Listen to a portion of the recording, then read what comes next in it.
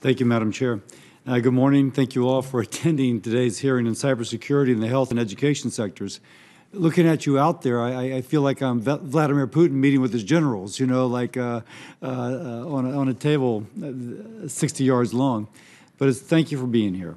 In April 2020, the FBI announced that it expected cyber attacks to increase as a result of a shift to virtual environments during the pandemic. Their prediction was correct.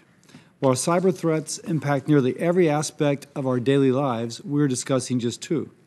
According to data from the K-12 Cybersecurity Resource Center, K-12 schools have experienced an 18% increase in cyber attacks in 2020 compared to 2019.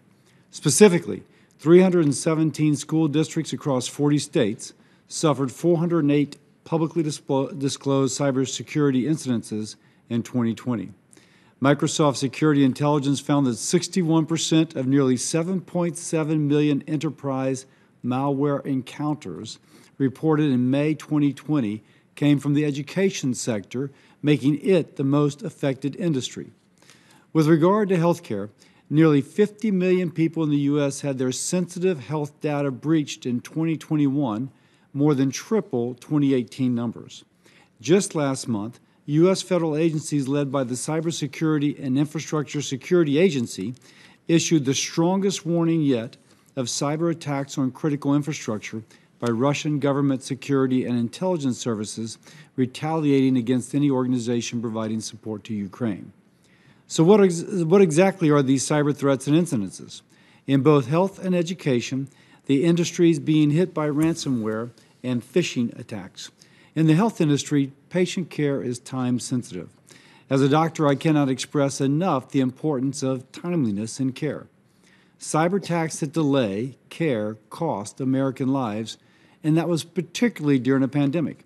A September 2021 CISA report found that ransomware cyber attacks on hospitals led to significant and sustained hospital strain and related consequences such as IT network failure, ambulance diversion, strain on ICU bed utilization, and increased mortality.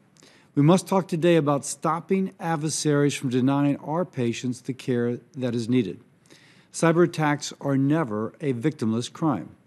In K-12, phishing attacks stealing data from our youngest children are especially concerning because it can take years to discover that a child's identity has been stolen.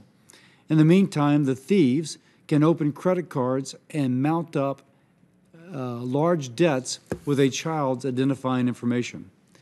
Ransomware attacks, on the other hand, show themselves immediately and can result in significant disruptions in the classroom. These attacks come at a high cost, both in the ransom paid and the work it takes to restore systems. One higher education example, University of California San Francisco Medical School paid $4 million to hackers who encrypted and threatened to publish sensitive information stolen from the institution. In another healthcare example, Universal Healthcare Services, or UHS, experienced a cyber attack in October 2020, costing UHS $67 million in lost revenue and recovery efforts. Collaboration with and among the private sector is essential to solving this problem. Existing partnerships with organizations like some of the ones you represent, as well as closer collaboration among federal agencies, are key ingredients we must pursue as a long-term solution to cyber vulnerability. A strong cyber defense to protect our country from virtual threats is becoming just as important as a strong military and police force to defend from physical threats. From the bipartisan infrastructure bill to military aid for Ukraine, nearly every comprehensive piece of legislation has to consider and address the importance of cybersecurity. Continuing that discussion in regards to Americans' health and education is also needed. It is important that the committee is doing this today.